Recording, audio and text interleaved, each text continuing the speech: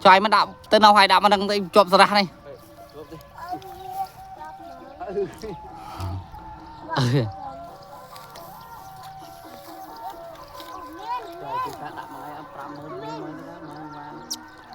Thì nhầm vá đó.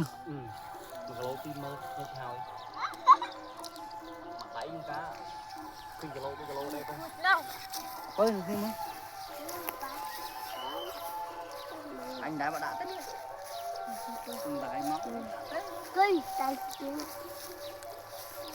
Dạ, ta đã bàn xí à. Miền Tây. Miền nào đây? Chụp ra cho anh lấy ai đã lơ nó đã cái đâu.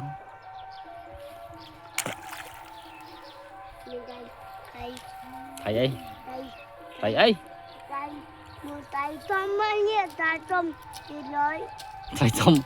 Thầy thông ở ấy bằng quý đấy, lẹ tật cho anh tớ. Mới đặt nông thứ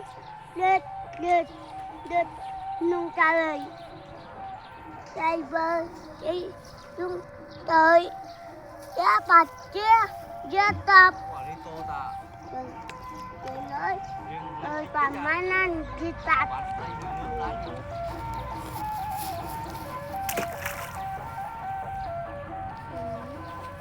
miền Âu kia Thầy miền ấy miền Tây thống hay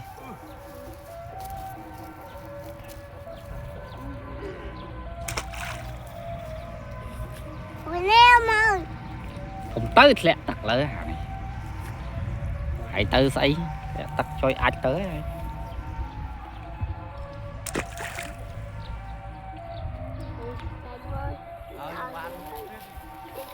chọp á à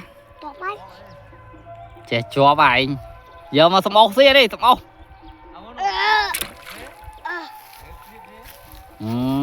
trẻ phải ra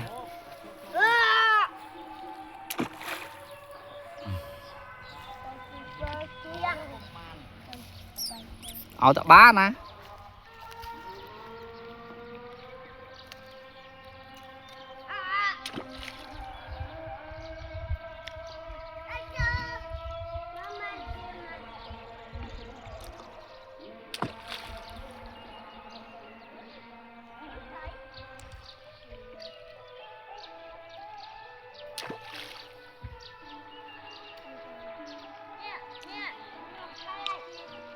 ô chó bà tôi ạ chó